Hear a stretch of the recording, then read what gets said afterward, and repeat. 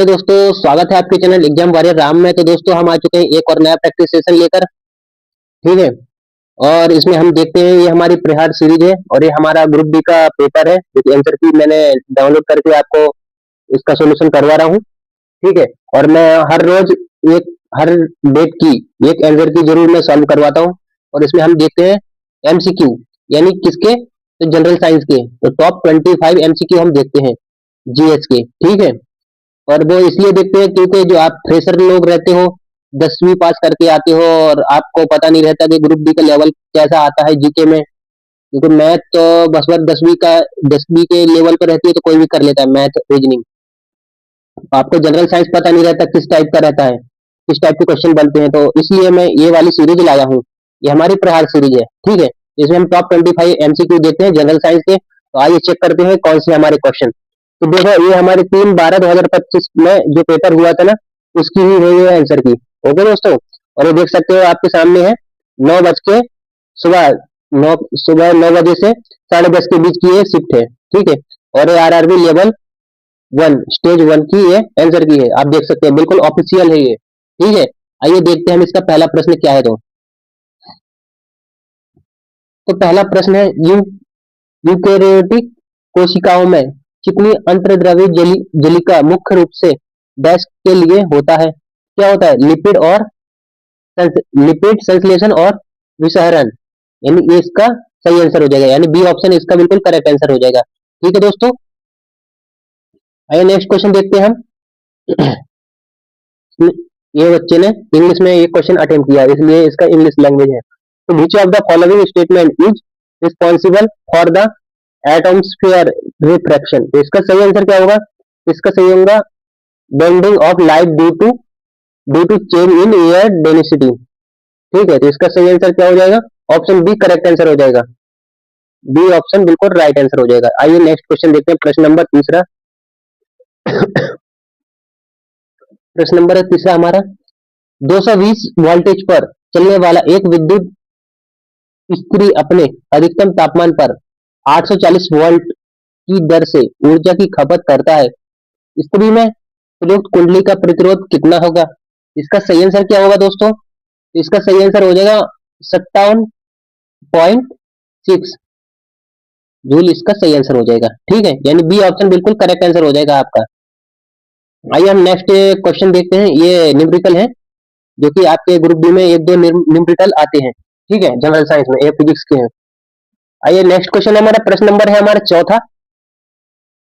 प्रश्न नंबर हमारा चौथा है, निम्नलिखित में से कौन सा युग्म 2 के रूप में संयोजित संख्या दर्शाने वाला सही उदाहरण है?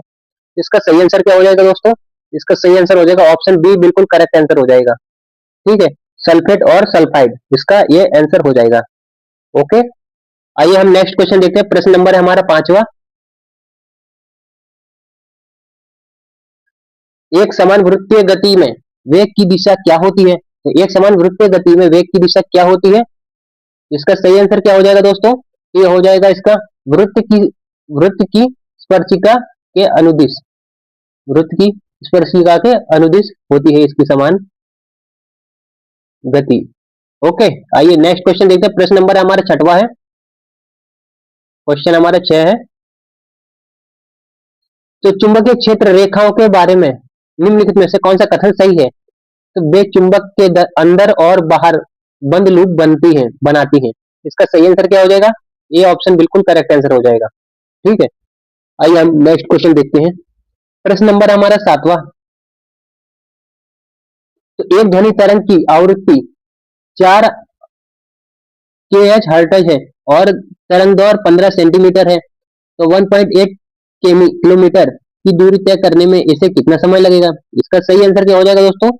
इसका सही आंसर हो जाएगा ऑप्शन बी, यानी 3 सेकंड इसको लगेगा। ठीक है। 3 सेकंड इसको लगेगा इसका समय। आइए हम नेक्स्ट क्वेश्चन देखते हैं। प्रश्न नंबर है हमारा 8वें नंबर का। क्वेश्चन है हमारा 8वां, तो जब ब्लेड नाइट्रेट और पोटेशियम आयोडाइड के घोल को मिलाया जाता है तो अभिक्रिया से निम्नलिखित में से इसका किसका निर्माण होता है? तो ये होता है लेड आयोडाइड का एक पीला आउटशेप बनता है। इसका सही आंसर क्या हो जाएगा दोस्तों? इसका सही आंसर हो जाएगा ऑप्शन ए करेक्ट आंसर हो जाएगा। ठीक है। आइए हम नेक्स्ट क्वेश्चन देखते हैं। प्रश्न नंबर हमारा 9वां क्वेश्चन है हमारा 9वें नंबर का।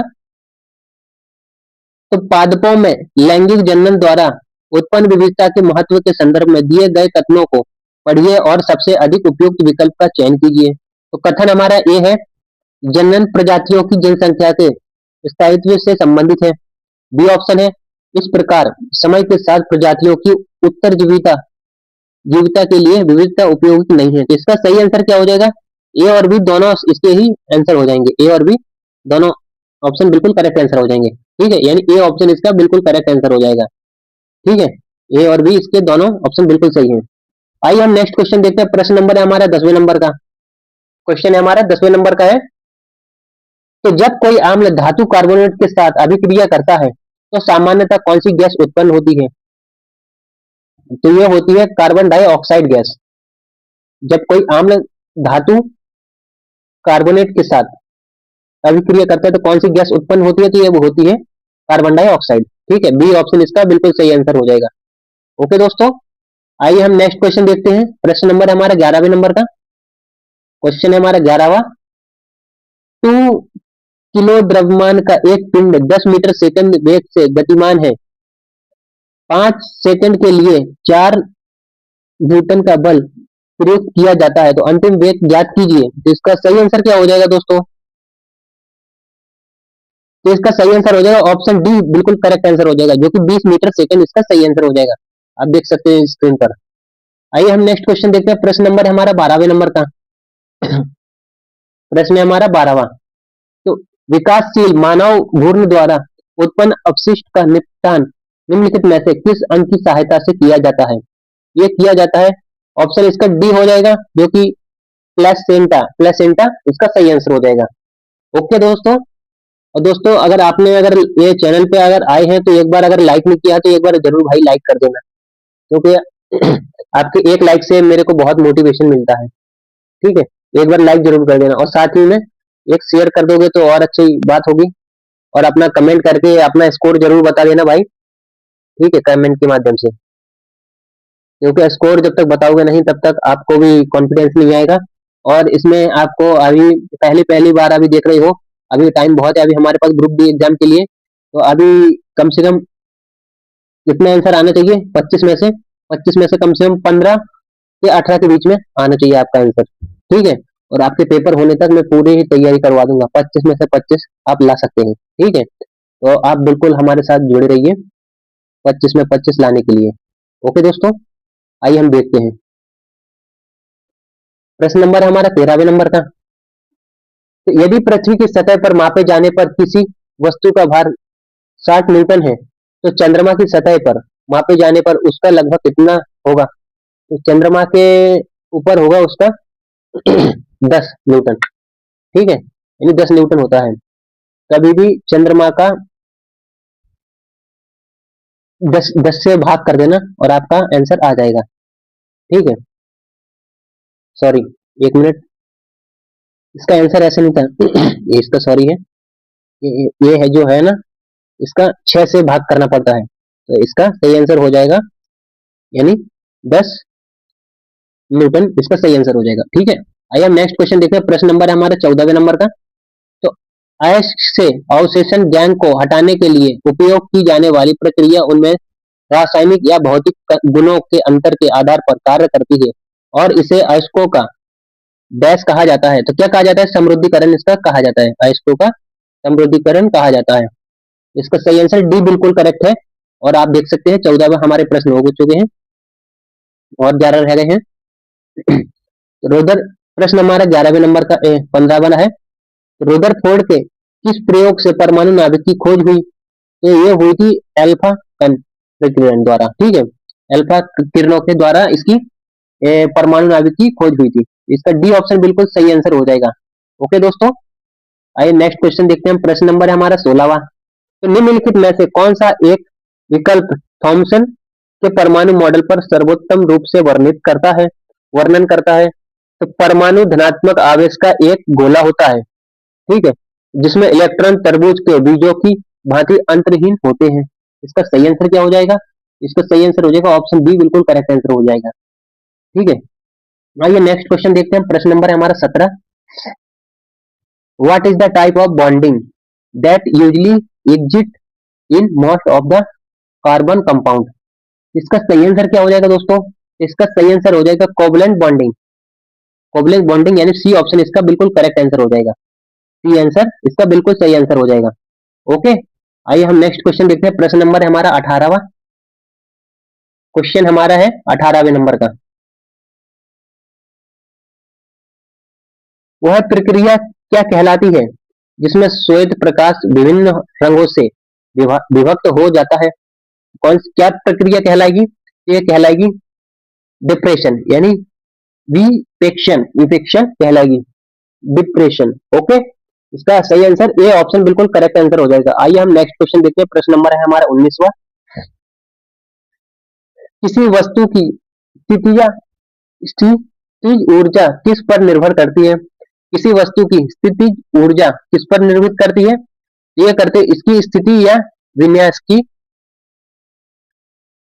निर्भर करती है। ठीक है, आइए नेक्स्ट क्वेश्चन देखते हैं हम। प्रश्न नंबर हमारा 20वां। एक मिनट दोस्तों। प्रश्न नंबर हमारा 20वां।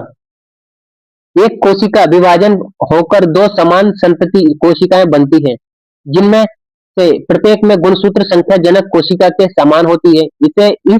इसे किस प्रकार का कोशिका विभाजन कहते हैं?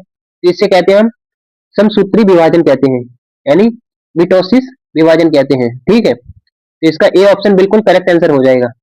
ओके दोस्तों, समसूत्री विभाजन यानी मिटोसिस कहते हैं। आइए हम नेक्स्ट क्वेश्चन देखते हैं। प्रश्न नंबर है हमारा 21वां। क्वेश्चन हमारा 21वां। एक परिस्थिति तंत्र में एक कोशीय स्तर से दूसरे कोशीय स्तर तक लगभग कितने प्रतिशत ऊर्जा स्थलांतरित होती है? तो यह होती है 10% स्थलांतरित होती है ऊर्जा। ओके दोस्तों, 10% इसका सही आंसर हो जाएगा। आइए हम नेक्स्ट क्वेश्चन देखते हैं। प्रश्न नंबर है हमारा 22वां।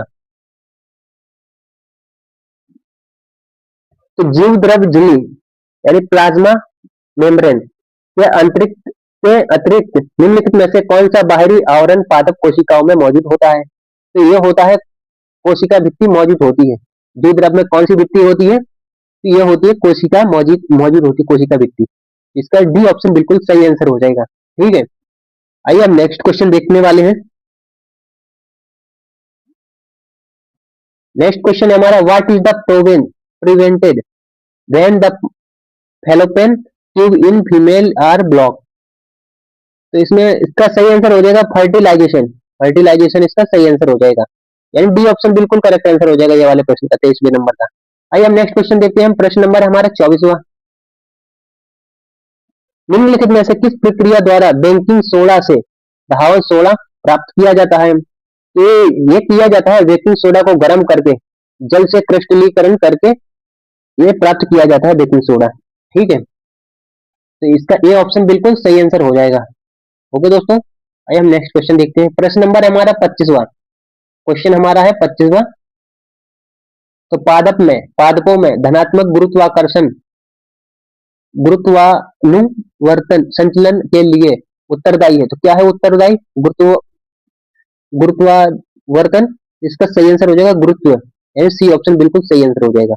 ठीक है दोस्तों, अगर आपको वीडियो अगर पसंद आया होगा तो एक लाइक जरूर कर देना। ठीक है दोस्त, और हाँ कमेंट करके जरूर बता देना कि आपको कैसी ये क्लास लगी है, और अगर ऐसे ही अगर वीडियो आपको चाहिए तो एक बार कमेंट जरूर कर देना।